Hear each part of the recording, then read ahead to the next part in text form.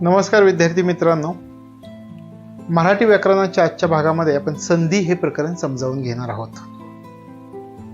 संधी म्हणजे जोडणी असा त्याचा अर्थ होतो आणि हे प्रकरण अतिशय महत्त्वाचं आहे. वेगवेगळ्या महाराष्ट्र शासनामार्फत घेतल्या जाणाऱ्या परीक्षा, या सर्व परीक्षांमध्ये याच्यावरती प्रश्न हमखास येतातच. पूर्व मुख्य परीक्षेमध्ये याच्यावरती प्रश्न विचारले जातात.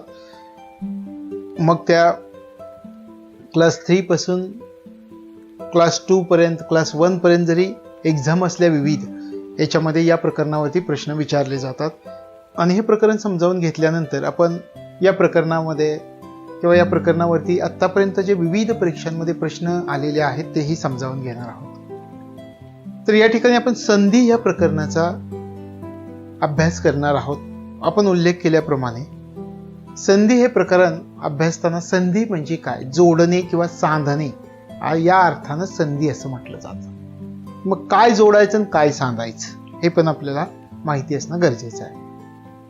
मी तुमच्याशी बोलत आहे, बोलत असताना मी तुमच्याशी काय करतोय, जे शब्द बोलतोय ते शब्द एकापुढे एक असं उच्चारत जातोय आणि तुमच्याशी चर्चा करतोय.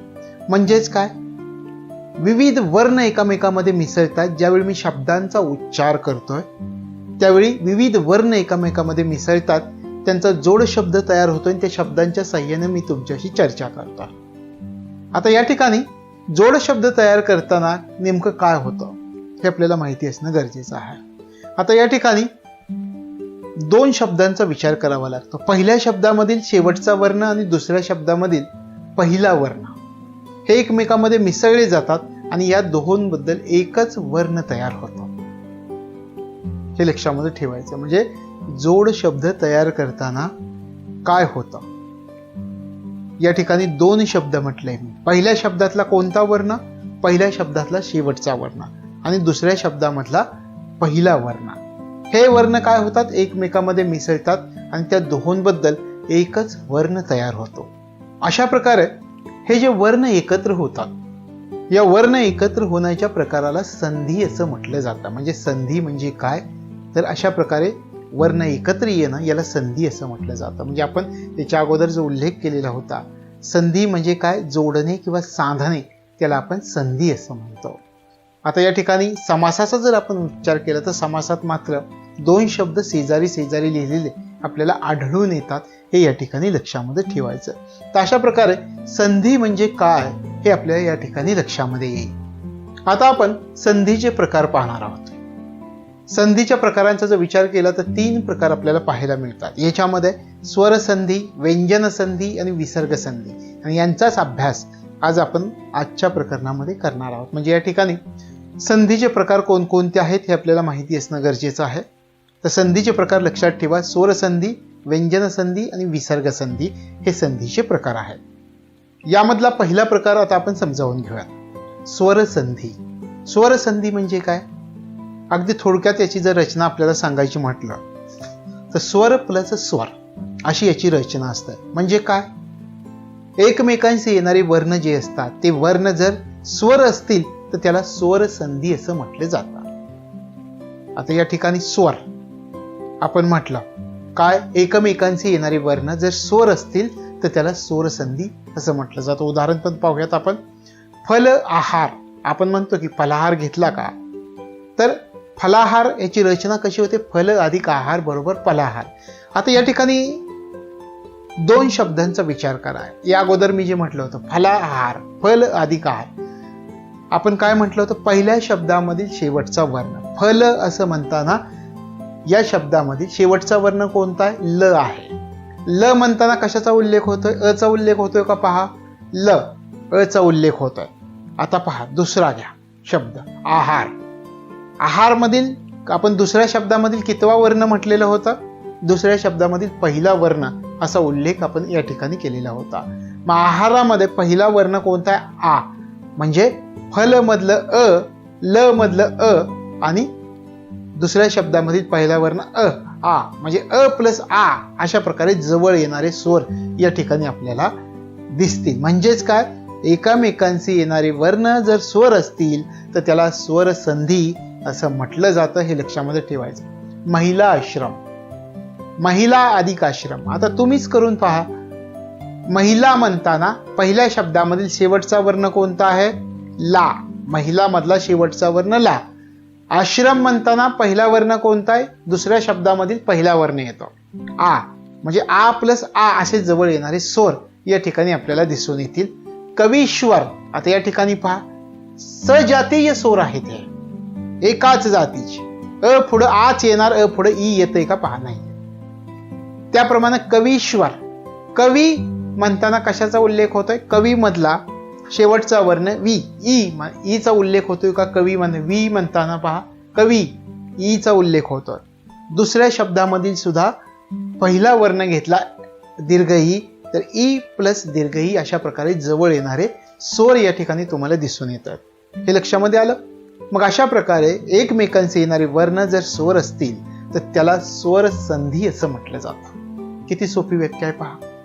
यानंतर आपण व्यंजन संधी याबद्दल माहिती पाहूया.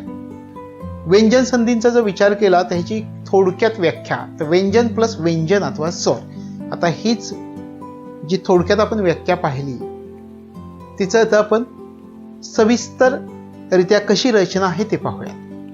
म्हणजे या ठिकाणी जवळजवळ येणारे दोन जे वर्ण असतात त्या दोन वर्णापैकी दोन्ही वर्ण व्यंजने असतील किंवा दुसरा वर्ण हा स्वर असेल, अशा प्रकारे रचना ज्यावेळी झालेली असेल त्यावेळेस त्याला व्यंजन संधी असं म्हटलं जातं. लक्षात येतं? व्यंजन संधी.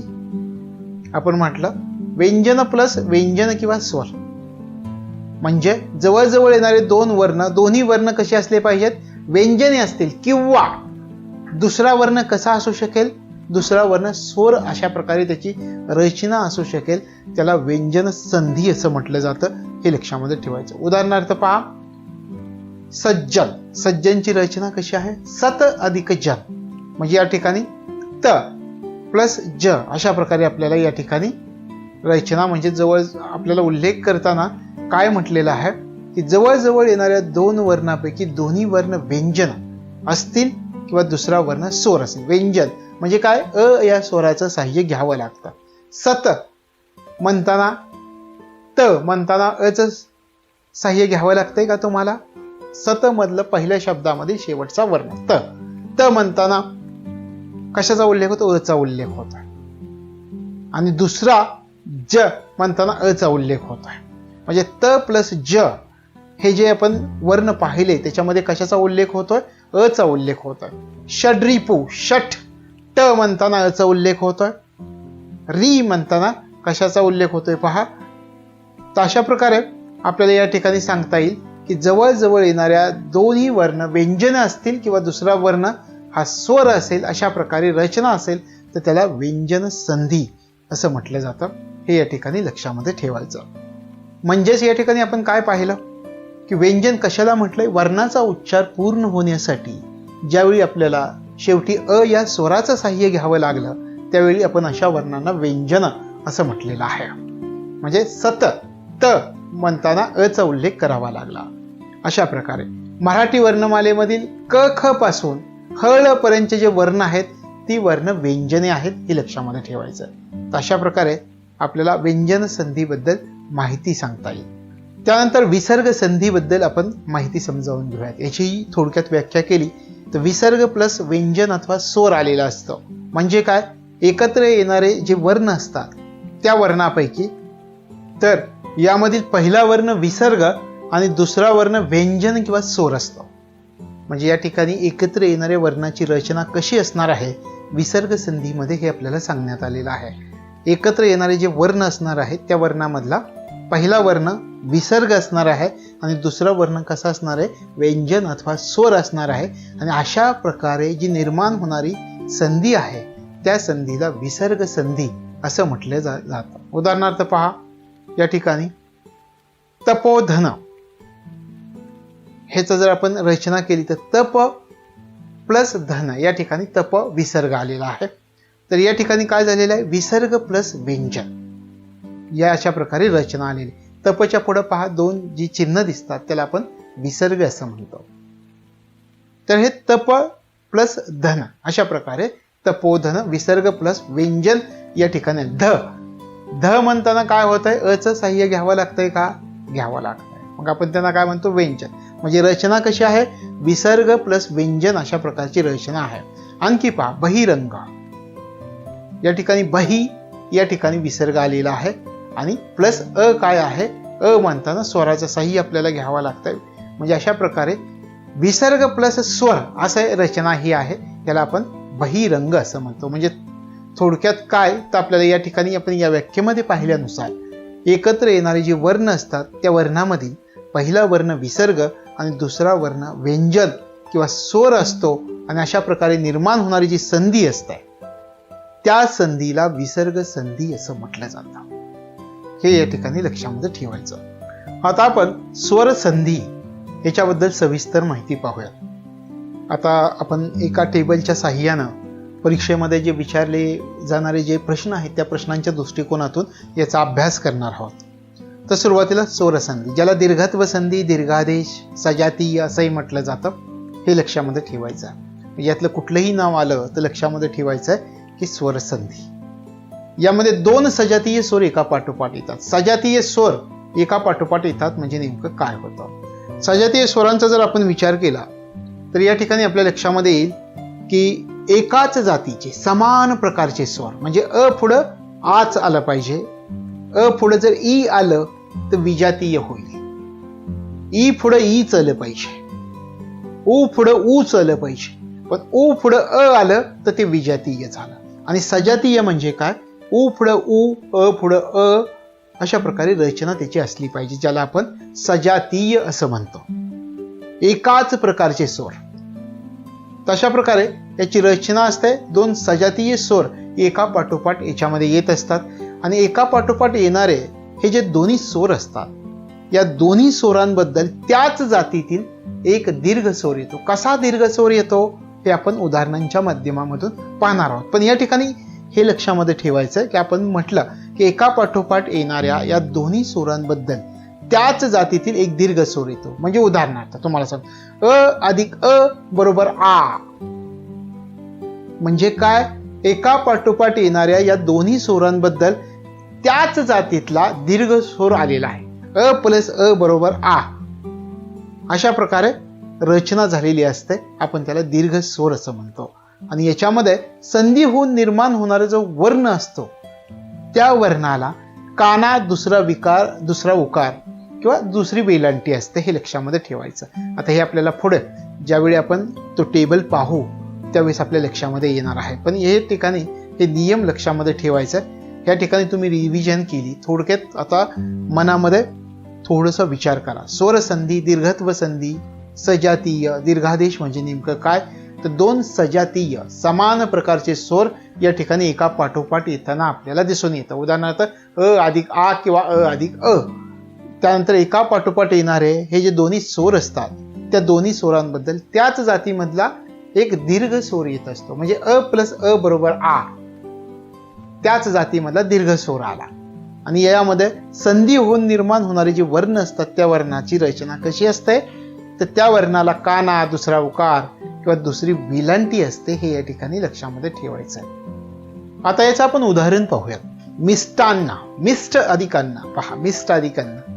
मी काय म्हटलं, एकाच जातीतील स्वर एकाच समोरासमोर येऊन काय होतं, दीर्घ स्वर तयार होतो. आता या ठिकाणी पहा, मिष्टान्न म्हणताना मिष्ट अधिक अन्न, ट म्हणताना अ चा उल्लेख झाला, प्लस दुसऱ्या शब्दामधील पहिला वर्ण अ, म्हणजे अ प्लस अ बरोबर आ ची रचना झालेली आहे. म्हणजे काय, दोन सजातीय स्वर अ प्लस अ हे एका पाठोपाठ आले आणि या दोन्ही बद्दल त्याच जातीतला आ हा दीर्घ स्वर निर्माण झालेला आपल्याला दिसून येतो. हे उदाहरण तुम्हाला आता सहजपणे लक्षामध्ये येईल. तशा प्रकारे आपल्याला या ठिकाणी स्वर संधी बद्दल माहिती सांगता येईल. यानंतर आपण या स्वर संधी मधले जोड शब्द, पोट शब्द, त्यातून जवळ येणारे स्वर कोणते आहेत आणि त्यातून निर्माण झालेला दीर्घ स्वर कोणता आहे.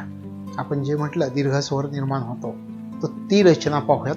आपल्या परीक्षेच्या दृष्टिकोनातून अतिशय महत्वाची रचना आहे. तुम्हाला जे टेबल दिलेले आहेत ना, त्याच्यामध्ये एक गोष्ट लक्षात ठेवायची, सर्व उदाहरणं घेण्याचा प्रयत्न केलेला आहे. एवढं जरी तुमची तयारी झाली तर याच्यावरती कसाही प्रश्न विचारला तर तुमची ती तयारी परिपूर्ण प्रकारची होईल. जोड शब्द, पोट शब्द, जवळ येणारे स्वर आहेत, निर्माण झालेला स्वर आहे. हिमालय, हिम अधिक आलय, अशा प्रकारे त्याची रचना आहे. आपण जे म्हटलेलं होतं पोट शब्द, हिम अधिक आलय. आता पहा, या ठिकाणी एकदाच रचना मी समजावून सांगणार आहे पहिल्या याची, त्यानंतर आपण पुढे जाणार आहोत. हिम अधिक आलय, आपण काय म्हणलं, पहिल्या शब्दामधील शेवटचा वर्ण. हिम मधला शेवटचा वर्ण कुठला आहे, म. म म्हणताना अचा उल्लेख होतोय का, होतोय, अ आला, जवळ येणारा स्वर अ आला, प्लस दुसऱ्या शब्दामधील पहिला वर्ण कोणता, आ, म्हणजे अ प्लस आ, अशा प्रकारे जवळ येणारे स्वर आहेत. निर्माण झालेला दीर्घ स्वर आ हा आहे. तशा प्रकारे हिमालय याचा पोट शब्द हिम अधिक आलय, त्याच्यापासून जवळ येणारे स्वर अ प्लस आ आणि निर्माण झालेला दीर्घ स्वर आ आहे, हे लक्षामध्ये ठेवायचं. देवालय, देव अधिक आलय, इथे पण अ प्लस आ अशी रचना होतीये आणि निर्माण होणारा शब्द दीर्घ स्वर आ आहे, हे लक्षामध्ये ठेवायचं. फलाहार, फल अधिक आहार, या ठिकाणी तुम्ही जर जवळ येणारे स्वर कोणते आहेत या पोट शब्दाचे जर पाहिलं तर या ठिकाणी सुद्धा अ प्लस आ अशा प्रकारे जवळ येणारे स्वर आहेत आणि त्यापासून निर्माण झालेला दीर्घ स्वर आ आहे. अनाथ आश्रम, अनाथ अधिक आश्रम, पहा अनाथ, थ म्हणताना अचा उल्लेख, पुढे आ आलेला आहे, अ प्लस आ, पुन्हा दीर्घ स्वर आच येणार. गोलाकार, पोट शब्द आहे, गोल अधिक आकार बरोबर गोलाकार, या ठिकाणी सुद्धा अ प्लस आ बरोबर निर्माण झालेला दीर्घ स्वर आच आहे. सूर्यास्त, सूर्य अधिक अस्त बरोबर सूर्यास्त, म्हणजे या ठिकाणी जवळ येणारे स्वर या ठिकाणी अ प्लस अ आहेत. सूर्य म्हणताना शेवटचा वर्ण म्हणताना अ चा उल्लेख प्लस अस्तचा अ, शेवटच्या शब्दाचा पहिला वर्ण, अ प्लस अ, निर्माण झालेला दीर्घ स्वर आ हा आहे. त्यानंतर पुरुषार्थ, पुरुषार्थ, पुरुष अधिक अर्थ बरोबर पुरुषार्थ, या ठिकाणी सुद्धा जवळ येणारे स्वर अ प्लस अ आहेत आणि त्यापासून निर्माण झालेला दीर्घ स्वर हा आहे आ. अशा प्रकारे रचना आपल्याला या ठिकाणी दिसून येते. यानंतरचा जोड शब्द आहे कटाक्ष, पोट शब्द कट अधिक अक्ष, जवळ येणारे स्वर अ प्लस अ आणि निर्माण झालेला दीर्घ स्वर आहे आ. मिष्टान्न, आपण जे पाहिलेलं होतं, मिष्ट अधिक अन्न, जवळ येणारे स्वर अ प्लस अ आणि निर्माण झालेला दीर्घ स्वर आहे आ. विद्यार्थी, विद्या अधिक अर्थी आणि या ठिकाणी निर्माण झालेले स्वर विद्या, या म्हणताना आचा उल्लेख होतोय आणि प्लस अर्थी मधलं अ, अशा प्रकारे जवळ येणारे स्वर आ प्लस अ आणि निर्माण झालेला दीर्घ स्वर आ आहे, हे या ठिकाणी लक्षात ठेवायचं. रसामृत, रसा अधिक अमृत, हा पोट शब्द आहे. रसामृत या जोड शब्दाचा रसा अमृत म्हणताना सुद्धा या ठिकाणी सा म्हणताना आचा उल्लेख होतोय प्लस अ, आ प्लस अ हे जवळ येणारे स्वर, निर्माण झालेला दीर्घ स्वर या ठिकाणी साहजिकच आहे, आ आहे. त्यानंतर वृद्धाश्रम, वृद्धा अधिक आश्रम, या ठिकाणी आता तुमच्या लक्षामध्ये येईल वृद्धा, दहा म्हणताना सुद्धा आचा उल्लेख आहे आणि प्लस आ आहे, म्हणजे आ प्लस आ असे जवळ येणारे स्वर या ठिकाणी आपल्याला दिसून येतात आणि निर्माण झालेला दीर्घ स्वर हा आ आहे, हे आपल्याला दिसून येतो. कलाकंद, कलाकंद हा जोड शब्द, त्याचा पोट शब्द कला अधिक आकंद, या ठिकाणी सुद्धा आ प्लस आ असे जवळ येणारे स्वर आपल्याला दिसत आहेत आणि यापासून निर्माण झालेला दीर्घ स्वर आ आहे. राजाश्रय, राजा अधिक आश्रय, अशा प्रकारे रचना आहे. या ठिकाणी जवळ येणारे स्वर आ प्लस आ आणि निर्माण झालेला दीर्घ स्वर आ हा आहे. यानंतरचा पोट शब्द आहे देवाज्ञा. यानंतरचा जोड शब्द आपल्याला म्हणायचा या ठिकाणी जोड शब्द आहे देवाज्ञा. पोट शब्द काय होईल, देवा अधिक आज्ञा, म्हणजे या ठिकाणी सुद्धा जवळ येणारे स्वर आ प्लस आ आणि त्यापासून निर्माण होणारा दीर्घ स्वर पण आच असणार आहे. मुनिच्छा, मुनी अधिक इच्छा, आता या ठिकाणी पहा मुनी मधलं शेवटचा वर्ण नी म्हणताना कशाचा उल्लेख होतोय, ईचा उल्लेख होतोय प्लस इच्छा मधलं ई, ई प्लस ई अशी रचना, निर्माण झालेला दीर्घ स्वर दीर्घ ई हा आहे. कविच्छा, कवी अधिक इच्छा या ठिकाणी सुद्धा जवळ येणारे स्वर ई प्लस ई आणि निर्माण झालेला दीर्घ स्वर ई आहे. अभिष्ट, अभि अधिक इष्ट या ठिकाणी सुद्धा जवळ येणारे स्वर जर आपण पाहिले तर ई प्लस ई आहेत आणि निर्माण झालेला दीर्घ स्वर दीर्घ ई हा आहे.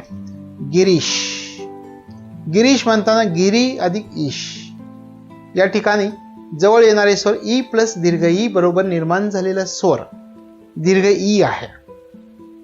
त्यानंतर कवीश्वर, कवी अधिक ईश्वर बरोबर कवीश्वर.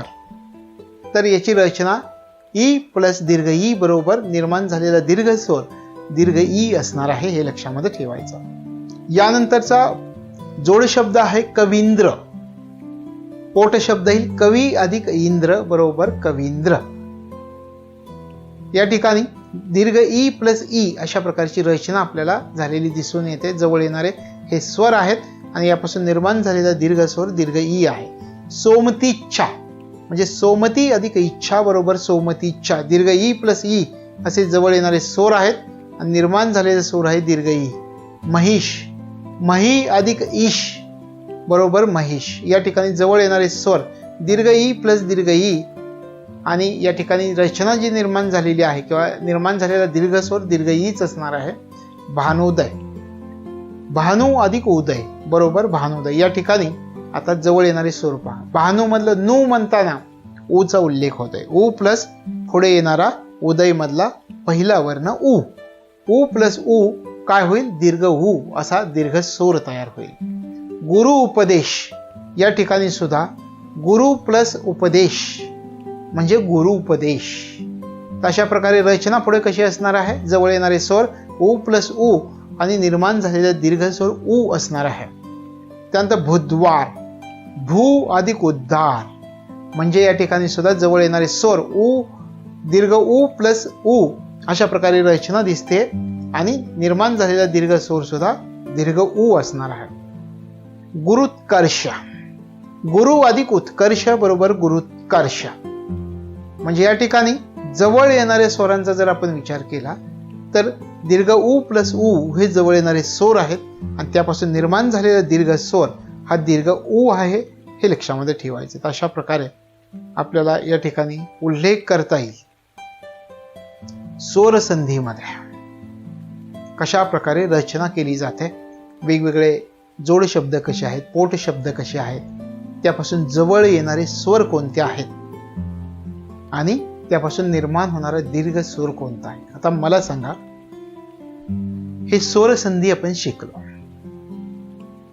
स्वर संधीमधून तुमच्या काही लक्षामध्ये आला, हे पण सगळ्यात महत्वाचं आहे. स्वर संधी शिकताना आपण शिकलो की हे जे शब्द आपण पाहिले, पहिल्या शब्दाचा शेवटच्या वर्णाचा जर आपण विचार केला तर तो कशा प्रकारचा होता, ऱ्हस्व स्वर किंवा दीर्घ स्वर प्रकारचा, या दोन्ही प्रकारचा दिसून आला. दुसऱ्या शब्दातील पहिल्या वर्णाचा जर आपण विचार केला तर या ठिकाणी सुद्धा ऱ्हस्व स्वर किंवा दीर्घ स्वर असलेला आपल्याला दिसून आला आणि त्याच्यापासून आपण ज्या वर्णाची दीर्घ स्वराची रचना झाली तो पाहिला आणि या दोहोबद्दल त्याच जातीमधला एक दीर्घ स्वर निर्माण होताना आपल्याला दिसून आला आणि यालाच आपण म्हणतो सजातीय स्वर संधी, हे लक्षामध्ये ठेवायचं आहे. तशा प्रकारे सजातीय स्वर संधी म्हणजे काय हे आपल्याला माहिती असणं गरजेचं आहे. यानंतर आपण दुसरा नियम पाहणार आहोत. दुसरा नियम पाहताना आपण त्याच्या अगोदर आदेश म्हणजे काय हे समजावून घेणार आहोत. आदेश कशाला म्हणतात, कारण याच्या आधारावरच पुढे आपल्याला रचना जी आहे ती रचना समजावून घेता येणार आहे. आदेश म्हणजे काय याचा जर तुम्ही विचार केला तर ज्यावेळी संधी होत असते त्यावेळी एका वर्णाच्या जागी बदल होऊन ज्यावेळी दुसरा वर्ण येतो त्याला आपण आदेश असं म्हणतो. सहज सोपी व्याख्या, संधी होत असताना एका वर्णाच्या जागी बदल होऊन दुसरा वर्ण येतो त्याला आदेश असं म्हटलं जातं. उदाहरणार्थ आपण पाहूयात, अ किंवा आ प्लस उ किंवा दीर्घ उ बरोबर ओ, अ किंवा आ प्लस रू बरोबर अर. अशा प्रकारे आपण या ठिकाणी म्हणता येईल की संधी होताना एका वर्णाच्या जागी बदल होतो आणि दुसरा वर्ण येतो, याला आदेश असं म्हटलं जातं. हे आणखी चांगल्या प्रकारे आपल्याला पुढच्या नियमामध्ये समजावून घेता येईल. आता आपण गुणादेश म्हणजे काय हे समजावून घेऊया. नियम 2 आहे गुणादेश. संधी होताना एका वर्णाच्या जागी बदल होतो आणि दुसरा वर्ण त्या ठिकाणी येतो. पहा, संधी होताना एका वर्णाच्या जागी बदल होतो आणि त्या ठिकाणी दुसरा वर्ण येतो. म्हणजे काय होतं, अ किंवा आ हे जर स्वर असतील, या स्वरांपुढे विजातीय स्वर आल्यास दोन वर्ण एकत्र येतात आणि त्यापासून ए, एडक्याचा ए, औ, अर असे बदल होतात. याला गुणादेश असं म्हटलं जातं. 2 फॅक्ट याच्यामध्ये समजावून घेणं गरजेचं आहे. पहिली, वर्णाच्या जागी बदल होतोय, दुसरा वर्ण येतोय आणि आपण म्हटल्याप्रमाणे अ किंवा आ ह्या स्वरापुढं विजातीय स्वर जर आला तर त्याची रचना कशी होते. अ किंवा आ या स्वरापुढं विजातीय स्वर आला तर दोन वर्ण एकत्र येतात आणि त्याची रचना एडक्याचा ए, औ आणि अर असे बदल होतात. याला आपण म्हणतोय गुणादेश. आता याची आपण उदाहरणं पाहूयात. ईश्वरे इच्छा, ईश्वर अधिक इच्छा. या ठिकाणी आपण काय केलंय, अच्या पुढे काय आलेलं आहे पहा, ई आलेलं आहे. म्हणजे थोडक्यात आपला जो जोड शब्द आहे ईश्वरे इच्छा, पोट शब्द ईश्वर अधिक इच्छा. म्हणजे या ठिकाणी पहिल्या शब्दामधील शेवटचा वर्ण र म्हणताना अचा उल्लेख झालेला आहे, पण दुसऱ्या शब्दामधील पहिला वर्ण ई आहे. अ प्लस ई अशा प्रकारची रचना या ठिकाणी आपल्याला झालेली दिसून येते. आणि अ प्लस ई पासून कोणती संधी आपल्याला निर्माण झालेली दिसते, एडक्याचा ए निर्माण झालेला दिसतोय. म्हणजे याच्यामध्ये संधी होताना वर्णाच्या जागी बदल झाला, दुसरा वर्ण आला आणि दोन्ही वर्ण एकत्र येऊन त्याच्यामध्ये बदल कुठला झालाय, आपण उल्लेख केल्याप्रमाणे अ प्लस ई पासून कोणता बदल झालाय, एडक्याचा ए अशा प्रकारचा बदल झालेला आपल्याला या ठिकाणी दिसून येतो. अशा प्रकारे आपल्याला सांगता येईल की अ प्लस ई बरोबर ए याच्यामध्ये संधी होताना कोणत्या प्रकारे रचना झालेली आहे. एका वर्णाच्या जागी बदल झाला, दुसरा वर्ण आला, दोन्ही वर्ण एकत्र येऊन त्याच्यापासून अ प्लस ई पासून एडक्याचा ए अशी रचना या ठिकाणी झालेली दिसून येते. याला आपण म्हणतो गुणादेश. हे लक्षामध्ये ठेवायचं. मग आपल्याला हे पण लक्षामध्ये घ्यावं लागेल की गुणादेशामधून येणारे स्वर कसे असतात. गुणादेशामधून येणाऱ्या स्वरांचा जर आपण विचार केला तर अ प्लस ई असेल तर एडक्याचा ए येतो. अ प्लस दीर्घ ई असेल तरी सुद्धा एडक्याचा ए येतो. आ प्लस दीर्घ ई असेल तर एडक्याचा एच येतो. अ प्लस उ असेल तर रचना ओ अशी होते. त्यानंतर अ प्लस उ असेल तर रचना ओ असे होते. अ प्लस रू जर असेल तर रचना अर अशी होते. आणि आ प्लस रू असेल तरी सुद्धा रचना अर अशी होते. तर अशा प्रकारे आपल्याला या ठिकाणी सांगता येईल की गुणादेशामधून येणारे स्वर कसे असतात. तर गुणादेशामधून येणारे स्वर याप्रमाणे असतात, हे आपल्या लक्षामध्ये या ठिकाणी येतात. आता हाच नियम आपण जोड शब्द, पोट शब्द त्यामधून जवळ येणारे स्वर कोणते आहेत, संधी होऊन निर्माण झालेला स्वर कोणता आहे हे पाहणार आहोत. जो नियम आपण पाहिला त्या नियमाच्या आधारे हे सर्व बसतंय का हे आपण पाहणार आहोत. पहा, राजश्री पोट शब्द राजा अधिक ऋषी. म्हणजे या ठिकाणी आ प्लस रू आलेले. कशी रचना होईल, अर अशी रचना होईल. आपण जे पाहिलं आता त्याप्रमाणे. महर्षी महा अधिक ऋषी. महा म्हणताना हा म्हणताना आचा उल्लेख प्लस दुसऱ्या शब्दामध्ये पहिला वर्ण रू, ऋषी मधला रू. आ प्लस रू रचना कशी आहे, अर आहे. सप्तर्षी सप्त अधिक ऋषी. या ठिकाणी सुद्धा अ प्लस रू असे जवळ येणारे स्वर आहेत आणि या ठिकाणी निर्माण होणारा स्वर अर असा आहे. देवर्षी देव अधिक ऋषी. अ प्लस रू हे जवळ येणारे स्वर आणि निर्माण होणारा स्वर आहे या ठिकाणी अर असा आहे. महोत्सव. या ठिकाणी महा अधिक उत्सव म्हणजे महोत्सव. या ठिकाणी जवळ येणारे स्वर आता आ प्लस उ येतील आणि यापासून निर्माण होणारा स्वर ओ आहे. गंगोदक गंगा अधिक उदक. म्हणजे या ठिकाणी जवळ येणारे स्वर आहेत आ प्लस उ आणि यापासून निर्माण झालेला स्वर आहे ओ. धारोष्ण धारा अधिक उष्ण बरोबर धारोष्ण. म्हणजे या ठिकाणी जवळ येणारे स्वर आहेत आ प्लस उ आणि यापासून निर्माण झालेला स्वर आहे ओ. यानंतरचा पुढचा जोड शब्द आहे ईश्वरे इच्छा. याचा पोटशब्द होईल ईश्वर अधिक इच्छा. जवळ येणारे स्वर अ प्लस ई आणि यापासून निर्माण झालेला स्वर कसा असणार आहे, आपण उल्लेख केल्याप्रमाणे एडक्याचा ए असणार आहे. स्वेच्छा, स्व अधिक इच्छा म्हणजे अ अधिक ई बरोबर ए अशा प्रकारे रचना. जवळ येणारे स्वर अ अधिक ई आणि निर्माण झालेला स्वर एडक्याचा ए. देवेच्छा, देव अधिक इच्छा बरोबर देवेच्छा. या ठिकाणी जवळ येणारे स्वर अ प्लस ई आणि निर्माण होणारे स्वर एडक्याचा ए. कामेश्वर, काम अधिक ईश्वर म्हणजे कामेश्वर. अ प्लस ई दीर्घ ई अशा प्रकारची याची जवळ येणारे स्वरांची रचना आहे आणि निर्माण होणारा स्वर एडक्याचा ए. गणेश, गण अधिक ईश म्हणजे या ठिकाणी अ प्लस दीर्घ ई अशा प्रकारे जवळ येणारे स्वर असतील आणि निर्माण होणारा जो स्वर आहे एडक्याचा ए असणार आहे.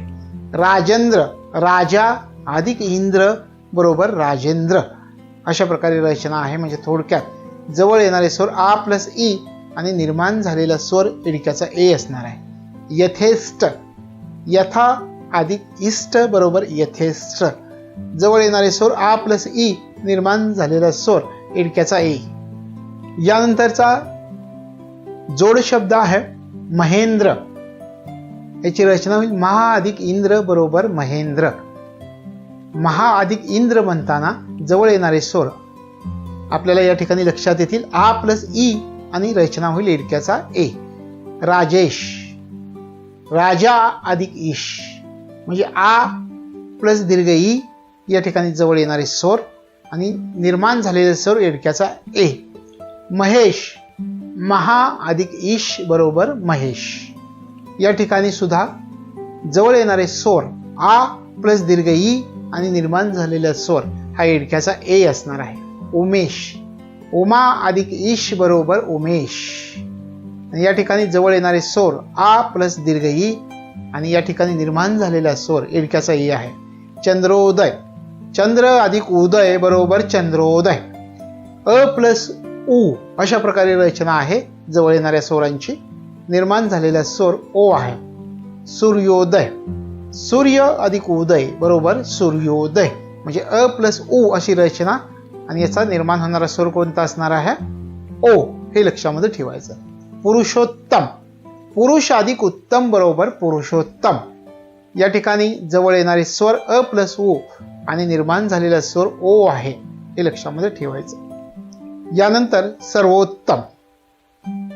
या ठिकाणी सर्व अधिक उत्तम बरोबर सर्वोत्तम म्हणजे काय, जवळ येणारे स्वर कोणते असणार आहेत, अ प्लस उ आणि यापासून निर्माण होणारा स्वर हा ओ असणार आहे. अन्योक्ती, अन्य अधिक उक्ती बरोबर अन्योक्ती. अ प्लस उ बरोबर ओ अशा प्रकारे याची रचना असणार आहे. सर्वोपचार, सर्व अधिक उपचार बरोबर सर्वोपचार. जवळ येणारे स्वर अ प्लस उ निर्माण होणारा स्वर ओ असणार आहे. समुद्रोर्मी, समुद्र अधिक उर्मी बरोबर समुद्रोर्मी. या ठिकाणी जवळ येणारे स्वर अ प्लस दीर्घ उ आणि निर्माण होणारा स्वर ओ असणार आहे. जलोर्मी, जल अधिक उर्मी बरोबर जलोर्मी. जवळ येणारे स्वर अ प्लस दीर्घ उ आणि यापासून निर्माण झालेला स्वर ओ हा असणार आहे. यानंतर एकोन, एक अधिक ऊन बरोबर एकोन. जवळ येणारे स्वर आता एकोन मध्ये एक अधिक ऊन म्हटलं म्हणजे पहिल्या शब्दामधील शेवटचा वर्ण क म्हणताना अ चा उल्लेख, दुसऱ्या शब्दामध्ये ऊन मधला दीर्घ ऊ, अ प्लस दीर्घ ऊ रचना ओ अशी होणार आहे. अशा प्रकारे याची रचना कशी आहे हे आपण समजावून घेतलं. गुणादेशामध्ये कशा प्रकारे रचना होते हे आपल्याला या ठिकाणी माहिती असणं गरजेचं आहे. गुणादेशामधून आपण काय शिकलो हे आता आपल्याला सांगता आलं पाहिजे. आपण पाहिलं, प्रत्येक स्टेप पाहिली, व्याख्या पाहिली, गुणादेशामध्ये कसे बदल होतात हे पण समजावून घेतलं. त्यानंतर जोड शब्द, पोट शब्द, जवळ येणारे स्वर पाहिले, त्यातून निर्माण होणारा स्वर पाहिले. हे सगळं समजावून घेतल्यानंतर तुमच्या काय लक्षामध्ये आलं पहा. मी जे सांगतोय ते लक्षामध्ये आलंय का? पहिल्या शब्दामधील शेवटचा वर्ण कसा होता, ऱ्हस्व स्वर किंवा दीर्घ स्वर असलेला आपल्याला दिसून आला. दुसऱ्या शब्दामधला पहिला वर्ण कसा होता, दुसऱ्या शब्दामधील पहिला वर्ण सुद्धा हा कसा होता, ऱ्हस्व स्वर किंवा दीर्घ स्वर असलेला आपल्याला दिसून आलेला आहे. अशा प्रकारची रचना आपल्याला दिसून आलेली आहे. याशिवाय अ किंवा आ यांच्या पुढं जर ई किंवा दीर्घ ई आलं तर त्याऐवजी काय तयार झाले होते, कोणता स्वर तयार झाला होता सांगता येईल का? एडिक्याचा ए तयार झालेला होता. याशिवाय अ किंवा आ यांच्या पुढे उ किंवा दीर्घ उ आल्यावरती कोणता स्वर तयार झाला होता? ओ हा स्वर तयार झालेला होता. त्यानंतर अ किंवा आ यांच्या पुढे जर अर किंवा रू आला असेल, अर म्हणता येणार नाही, अर ही रचना आहे किंवा निर्माण झालेला स्वर अर आहे, पण अ किंवा आ यांच्या पुढे जर रू आलेलं होतं तर त्यापासून निर्माण झालेला स्वर कोणता होता? अर. अशा प्रकारे रचना झालेली होती. आणि अशा प्रकारे जी रचना होते त्याला संस्कृतमध्ये गुण असं म्हटलं जातं. एका वर्णाच्या जागी दुसरा वर्ण येतो म्हणजे काय हे आपल्याला समजलं असेल. आणि एका वर्णाच्या जागी दुसरा वर्ण येतो याला आदेश असं म्हटलं जातं. आता तुमच्या लक्षामध्ये आलं असेल की आदेश म्हणजे काय, तर आदेश म्हणजे काय हे या ठिकाणी लक्षामध्ये ठेवायचं आहे. आता आपण नियम 3 पाहूयात. नियम 3 आहे ऊर्ध्यादेशाबद्दल. ऊर्ध्यादेश म्हणजे काय? ऊर्ध्वी अधिक आदेश बरोबर ऊर्ध्यादेश. अशा प्रकारे ऊर्ध्यादेश या नामामध्येच त्याची रचना लपलेली आहे, त्याच्या नावामध्ये ऊर्ध्वी अधिक आदेश. मग ऊर्ध्वी कशाची होते आणि आदेश कसा निर्माण होतो हे आपण पाहूयात. आता या ठिकाणी 2 टप्प्यामध्ये ऊर्ध्यादेश आपल्याला लक्षामध्ये ठेवायचा आहे. पहिला टप्पा असा आहे की अ किंवा आ यांच्या पुढे ए किंवा ऐ जर आलेला असेल तर त्या दोन्ही बद्दल ऐ हा आदेश निर्माण होतो. हा पहिला टप्पा आहे. दुसऱ्या टप्प्याचा जर आपण विचार केला तर ओ किंवा औ असे जर स्वर आलेले असतील तर त्या दोन्हींच्या जागी औ हा स्वर येतो. याला ऊर्ध्यादेश असं म्हटलं जातं. अशा प्रकारे ऊर्ध्यादेश आहे, हे लक्षामध्ये ठेवायचं आहे. म्हणजे व्याख्या लक्षात ठेवताना आपल्या लक्षामध्ये येईल ऊर्ध्वी अधिक आदेश, याला आपण ऊर्ध्यादेश असं म्हटलं. आणि अ किंवा आ यांच्या पुढे ए किंवा ऐ आलेले असेल तर कोणता आदेश निर्माण होईल? ऐ हा आदेश निर्माण होईल. आणि ओ किंवा औ असे जर स्वर आलेले असेल तर त्या दोघींच्या जागी औ हा स्वर येतो, त्याला ऊर्ध्यादेश असं म्हटलं जातं. हे या ठिकाणी लक्षामध्ये ठेवायचं. यानंतर आता ऊर्ध्यादेश यामध्ये येणारे स्वर कसे असतात हे आपण समजावून घेऊयात. हे स्वर समजावून घेताना आपल्याला शेजारी स्क्रीनवर जरी हे स्वर दिसत असले तर हातामध्ये वही आणि पेन पाहिजे, कारण हे महत्वाचं आहे. ऊर्ध्यादेश येणारे स्वर कसे असतात ते स्वर आपल्याला माहिती असणं गरजेचं आहे. आणि याच्यावरच पुढची रचना आपली अवलंबून असणार आहे, जो आपण तक्ता पाहणार आहोत परीक्षेच्या दृष्टिकोनातून येणाऱ्या प्रश्नांच्या तयारीसाठी. तर ते लक्षामध्ये येण्यासाठी हे ऊर्ध्यादेश मध्ये येणारे स्वर कसे असतात हे आपल्याला माहिती असणं गरजेचं आहे. अ प्लस ए आलेला असेल एडक्याचा ए तर ऐ हा स्वर निर्माण होतो. आ प्लस ओ आलेले असेल तर औ हा स्वर निर्माण होतो. आ प्लस ए एडक्याचा आलेला असेल तर ऐ हा स्वर निर्माण होतो. आणि आ प्लस एडक्याचा ऐ आलेला असेल तर ऐ हा स्वर निर्माण होतो. आ किंवा ओ आलेला असेल तर औ हा स्वर, आणि अ किंवा अ प्लस औ आलेला असेल तर औ हा स्वर निर्माण होतो. तर अशा प्रकारे आपल्याला या ठिकाणी लक्षात ठेवायचं आहे ऊर्ध्यादेश यामध्ये असणारे स्वर कसे असतात. तर ऊर्ध्यादेश याच्यामध्ये असणारे स्वरांची रचना अशी असते, हे आपल्याला या ठिकाणी लक्षामध्ये ठेवावं लागेल. ऊर्ध्यादेशामधील जोड शब्द, पोट शब्द, जवळ येणारे स्वर आणि संधी होऊन निर्माण होणारा स्वर कोणता असणार आहे हे आपण समजावून घेणार आहोत. तर सुरुवातीला क्षणैक. क्षण अधिक एक. आता या ठिकाणी तुमच्या लक्षामध्ये येईल आपण काय सांगितलंय. पुन्हा एकदा क्षण अधिक ऐक या पोट शब्दाचा आपण विचार करू. क्षण अधिक ऐक बरोबर क्षणैक असं त्याची रचना होते, जोड शब्द तयार होतो त्याचा. तर अशा प्रकारे आपल्या लक्षात घ्यायचं क्षण अधिक एक. क्षण या शब्दामधील शेवटचा वर्ण न आहे. न म्हणताना अ चा उल्लेख होतोय म्हणून आपण जवळ येणारा स्वर अ घेतला, प्लस दुसरा शब्द एक आहे, या दुसऱ्या शब्दामधील पहिला वर्ण एडक्याचा ए घेतला, म्हणजे जवळ येणारे स्वर या ठिकाणी अ प्लस एडक्याचा ए झाला. मग आपण काय म्हटलेलं होतं, अ प्लस एडक्याचा ए असेल तर कोणता स्वर निर्माण येणार आहे, ऐ हा स्वर निर्माण होईल. तर अशा प्रकारे रचना आहे. पुढचं पहा, एकैक, एक अधिक एक. पुन्हा एकदा अ प्लस एडक्याचा ए असे जवळ येणारे स्वर निर्माण होतात. त्यापासून निर्माण होणारा स्वर आहे एडक्याचा ऐ. त्यानंतर मतैक्य, मत अधिक ऐक्य बरोबर मतैक्य. या ठिकाणी जवळ येणारे स्वर जर आपण विचार केले तर अ प्लस ए एडक्याचा हे जवळ येणारे स्वर आहेत आणि झालेला स्वर म्हणजे निर्माण झालेला स्वर ऐ हा झालेला आपल्याला दिसून येतो. जनैक्य, जन अधिक ऐक्य बरोबर जनैक्य. मग निर्माण होणारे स्वर या ठिकाणी जर आपण पाहिले जवळ येणारे स्वर अ प्लस एडक्याचा ऐ आहे आणि या ठिकाणी काय निर्माण होईल, निर्माण होणारा स्वर तर एडक्याचा ऐ असणार आहे. त्यानंतर सदैव, सदा अधिक एव, सदैव म्हणजे या ठिकाणी आ प्लस एडक्याचा ए असे रचना असणार आहे आणि अशी रचना असल्यामुळे काय येणार आहे, जवळ येणारा स्वर निर्माण होणारा स्वर एडक्याचा ऐ असणार आहे. जलौघ, जल अधिक ओघ बरोबर जलौघ. जलौघ म्हणताना आपण जल अधिक ओघ असं म्हणतो. म्हणजे काय, जवळ येणारे स्वर अ प्लस ओ. ल म्हणताना अचा उल्लेख प्लस ओ, दुसऱ्या शब्दामधला पहिला वर्ण. म्हणजे अ प्लस ओ आलेला असेल तर या ठिकाणी निर्माण होणारा स्वर औ असणार आहे, हे लक्षामध्ये ठेवायचं आहे. यानंतर पुढचा जोड शब्द आहे वृक्षादार्य. याचा पोट शब्द वृक्ष अधिक औदार्य बरोबर वृक्षादार्य. या ठिकाणी आपण काय म्हटलं, वृक्ष अधिक औदार्य. आता या ठिकाणी वृक्ष, क्ष म्हणताना अचा उल्लेख प्लस औदार्य मधला औ म्हणजे अ प्लस औ आणि निर्माण होणारा जो स्वर आहे तो आहे औ. यानंतर बालौत्सुक, बाल अधिक औत्सुक बरोबर बालौत्सुक. म्हणजे या ठिकाणी जवळ येणारे स्वर आपल्याला दिसतात अ प्लस औ हे जवळ येणारे स्वर आहेत आणि निर्माण झालेला स्वर औ असा आहे. गंगौघ, गंगा अधिक ओघ बरोबर गंगौघ. म्हणजे या ठिकाणी गंगा म्हणताना गा म्हणताना आचा उल्लेख आणि पुढं दुसऱ्या शब्दामधील पहिला वर्ण ओ. आ प्लस ओ हे काय आहेत, जवळ येणारे स्वर आहेत. जवळ येणारे स्वर आणि यातून निर्माण झालेला स्वर हा जो आहे तो आहे औ.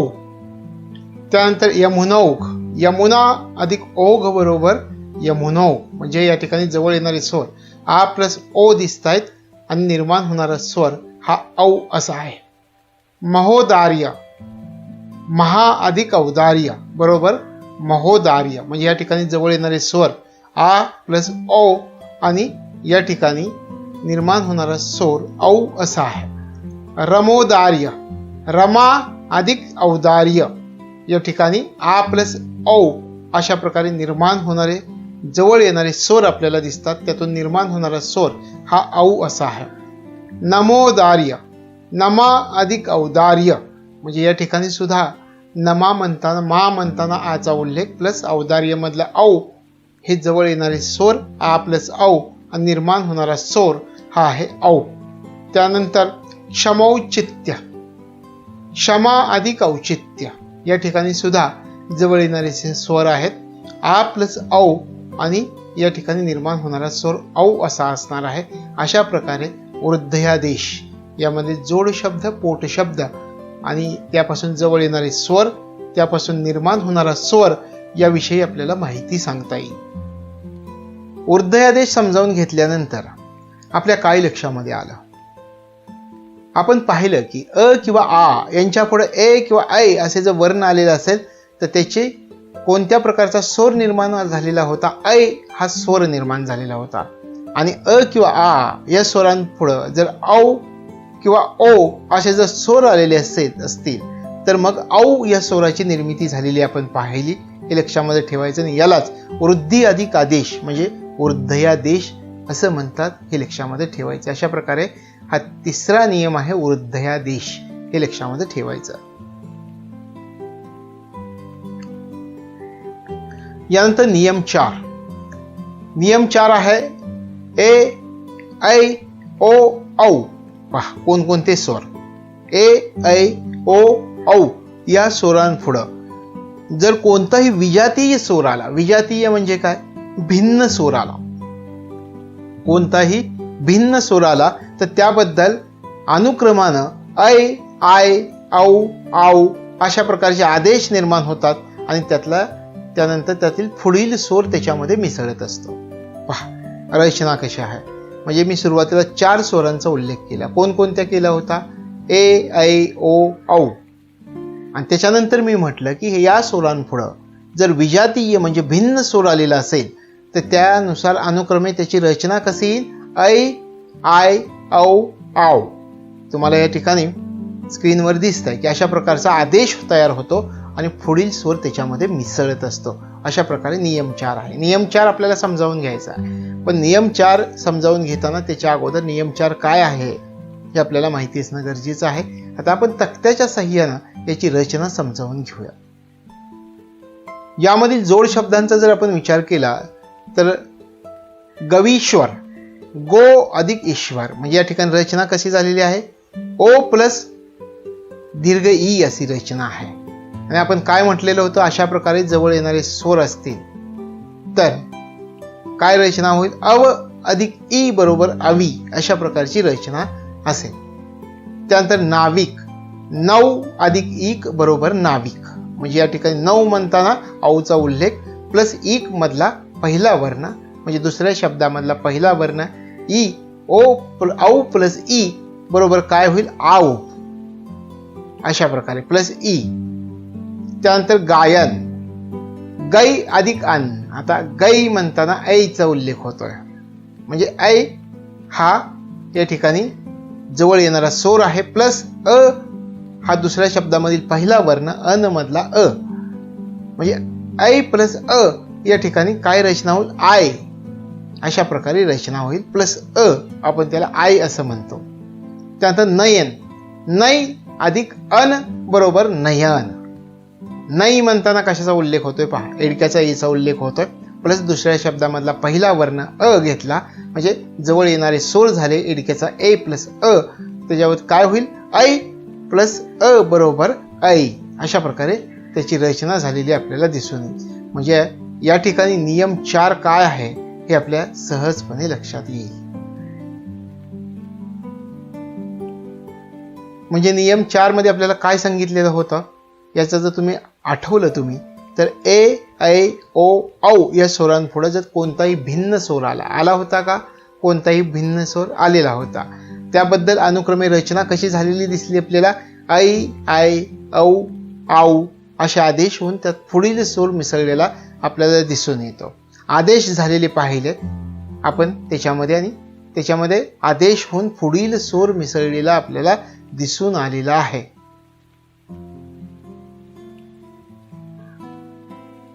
पुन्हा एकदा तक्ता बघा. आपण म्हटलं होतं गवीश्वर, गो अधिक ईश्वर, जवळ येणारे स्वर होते ओ प्लस दीर्घ ई आणि त्याच्यापासून औची निर्मिती झाली प्लस पुढचा स्वर आला दीर्घ ई म्हणजे अवी. अशा प्रकारे संधी होऊन बनलेला स्वर हे लक्षामध्ये ठेवायचे. तर अशा प्रकारे या नियम 4 आपल्याला लक्षामध्ये ठेवायचा. यानंतर यनादेश आपण समजावून घेणार आहोत. यनादेश म्हणजे काय? आता या ठिकाणी ई, उ, रू कोणते स्वर म्हणतोय पहा. ई, उ, रू हे स्वर यांच्या पुढे जर विजातीय स्वर आलेला असेल तर काय होईल? तर त्याच्याबद्दल ई किंवा दीर्घ ई याबद्दल य आणि उ किंवा दीर्घ उ याबद्दल व हे येऊन पुढील स्वर त्याच्यामध्ये मिसळतो. पहा यनादेश, येणारा आदेश यनादेश. ई, उ, रू यांच्या पुढे विजातीय स्वर जर आला तर ई किंवा दीर्घ ई बद्दल काय तयार होईल हे सुरुवातीला लक्षामध्ये ठेवायचं आहे. असे स्वर आले तर ई किंवा दीर्घ ई बद्दल या असा स्वर त्याच्यामध्ये मिसळतो आणि उ किंवा दीर्घ उ आलेला असेल तर त्याच्याबद्दल व येतं आणि पुढील स्वर त्याच्यामध्ये मिसळत असतो. अशा प्रकारे यनादेशाची रचना असते. आणि रू बद्दल र वर्ण येतो आणि त्याच्यामध्ये स्वर मिळून संधी निर्माण होताना या यनादेशामध्ये आपल्याला दिसून येतो. आता या ठिकाणी अशा प्रकारे य व र असे आदेश होतात, याला म्हणतात यनादेश. याच्यामध्ये य व र हे जे निर्माण होणारे आदेश यालाच यनादेश, येणारा आदेश असं म्हटलं जातं. हे लक्षामध्ये ठेवायचं. यनादेश पुन्हा एकदा समजावून घेऊयात. सुरुवातीला मी काय म्हटलेलं होतं यनादेश समजावून घेताना? कोणते स्वर म्हटलेलं होतं? ई, उ आणि रू हे स्वर म्हटलं. यांच्या पुढं जर भिन्न स्वर विजातीय स्वर आला तर ई किंवा दीर्घ ई बद्दल कशाची रचना होणार आहे? य. आणि उ किंवा दीर्घ उ बद्दल व येऊन पुढच्या स्वर त्याच्यामध्ये मिसळत असतो. हे लक्षामध्ये ठेवायचं. आणि रू बद्दल जर र वर्ण येतात त्या स्वर मिसळून संधी निर्माण होतात. हे लक्षामध्ये ठेवायचं. अशा प्रकारे य व र असे आदेश होतात. याला यनादेश असं म्हटलं जातं. हे या ठिकाणी लक्षामध्ये ठेवायचं. याशिवाय आणखी एक गोष्ट लक्षामध्ये ठेवायची. य व र यांच्याबद्दल जर अनुक्रमे ई उ रू आलेलं असेल तर त्याला संप्रसारण असं म्हटलं जातं. म्हणजे आपल्याला विचारते संप्रसारण म्हणजे काय?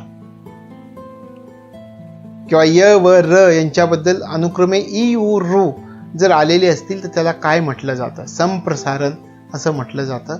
हे या ठिकाणी लक्षामध्ये ठेवायचं आहे. यनादेशामध्ये येणारा तक्ता आता आपण लक्षामध्ये घेऊया. या तक्त्याचा विचार केला तर हा तक्ता आपल्याला माहिती असणं गरजेचं आहे. शेजारी स्क्रीनवर तुम्हाला हा तक्ता दिसतोय आणि या तक्त्यानुसार जी रचना करण्यात आलेली आहे ती आपल्याला लक्षामध्ये ठेवावी लागेल. याच्यामध्ये रचनेमध्ये सांगण्यात आलेलं आहे ई प्लस अ बरोबर कशी रचना होईल? य ची रचना होईल. य प्लस अ बरोबर य ची रचना होईल. ई प्लस आ असेल तर य ची रचना होईल. य प्लस आ हे असेल तर या अशी रचना होईल. ई प्लस उ अशी रचना असेल तर य निर्माण होईल. यू प्लस उ असं आलेलं असेल तर यू अशी रचना निर्माण होईल. त्यानंतर ई प्लस एडक्याचा ए जर आलेला असेल तर य अशी रचना निर्माण होते. त्यानंतर यू प्लस एडक्याचा ए आलेला असेल तर ए अशी रचना निर्माण होते. त्यानंतर उ प्लस अ हे आलेलं असेल तर व अशी रचना निर्माण होते. त्यानंतर व अधिक अ आलेला असेल तर व अशी रचना निर्माण होते. रू प्लस अ आलेलं असेल तर र अशी रचना निर्माण होते.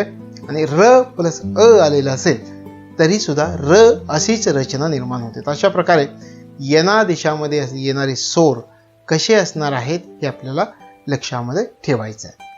आता आपण परीक्षेच्या दृष्टिकोनामधून यनादेशामध्ये येणारे जोड शब्द, पोट शब्द कोणते आहेत याचा विचार करूयात. आणि त्याच्याबरोबरच जवळ येणारे स्वर आणि त्याच्यामधून निर्माण होणारा स्वर कोणता आहे हे पण आपण या ठिकाणी लक्षामध्ये घेणार आहोत. तर सुरुवातीला आपण उल्लेख केल्याप्रमाणे जोड शब्द आहे प्रीत्यर्थ. काय होईल? प्रीती अधिक अर्थ. आता या ठिकाणी सुरुवातीचा एक पोट शब्द मी समजावून सांगणार आहे. त्यानंतर तुम्हाला रचना लक्षामध्ये घ्यायची. आपण जो यनादेशाचा तक्ता पाहिला तो तक्ता समोर असणं गरजेचं आहे. प्रीती अधिक अर्थ. प्रीती हा पहिला शब्द, पहिल्या शब्दातील शेवटचा वर्ण. ती ती म्हणताना ईचा उल्लेख होतोय म्हणून जवळ येणारा स्वर आपण ई घेतला. त्यानंतर प्लस अर्थ मधला हा दुसरा शब्द आला. दुसऱ्या शब्दामधील पहिला वर्ण घेतला अ. म्हणजे या ठिकाणी जवळ येणारे स्वर झाले ई प्लस अ. आणि संधी होऊन निर्माण झालेला बनलेला जो स्वर आहे आपल्या यनादेशाचा जे आपण विचार केलेला होता तक्त्यामध्ये तर य प्लस अ बरोबर य अशी त्याची रचना तयार होते. हे लक्षामध्ये ठेवायचं. त्यानंतर अत्यल्प. अति अधिक अल्प बरोबर अत्यल्प.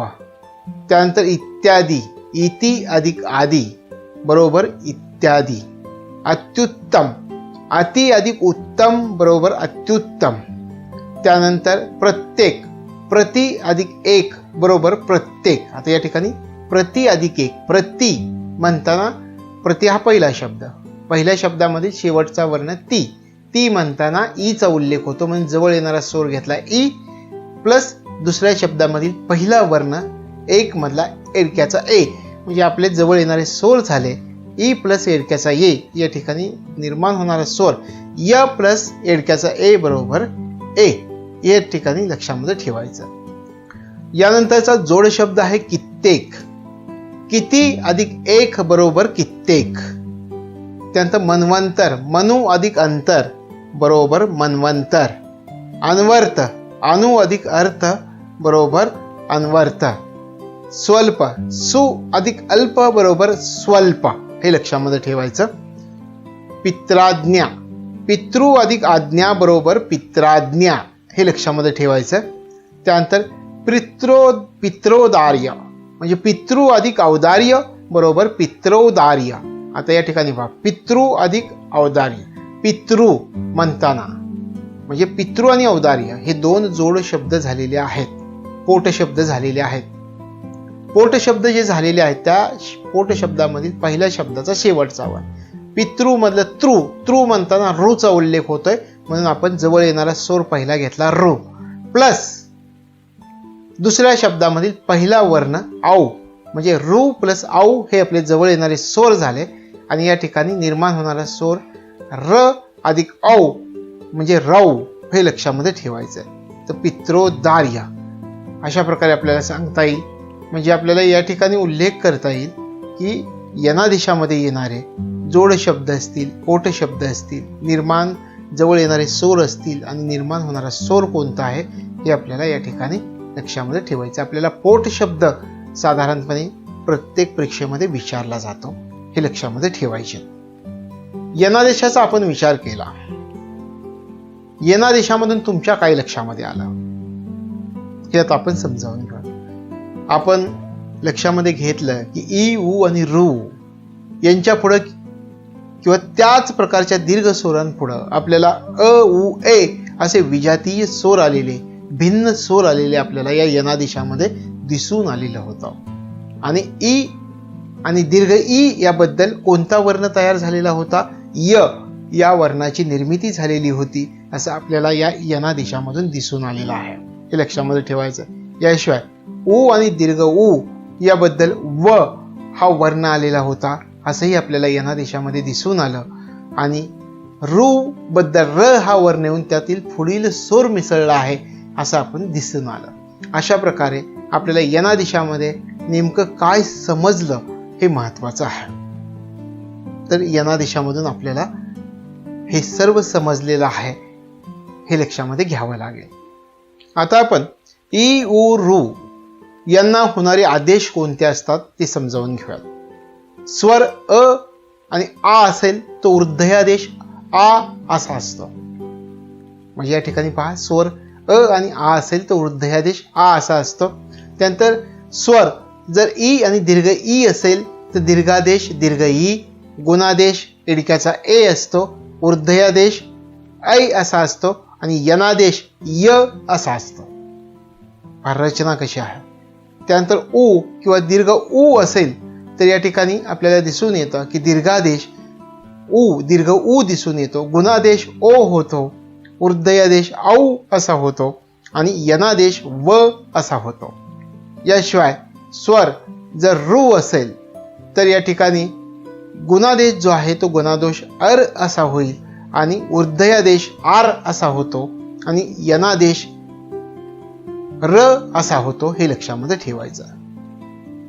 तर अशा प्रकारे आपल्याला ई, उ, ऋ यांना होणारे आदेश या ठिकाणी कसे असतात, दीर्घादेश, गुणादेश, वृद्धयादेश आणि यनादेशामध्ये, हे लक्षामध्ये ठेवायचे. स्वर आणि त्यांना होणारे आदेश कसे आहेत हे आपण थोडक्यात या तक्त्याच्या माध्यमामधून मांडलेलं आहे, ते आपल्याला या ठिकाणी लक्षामध्ये घ्यावं लागेल.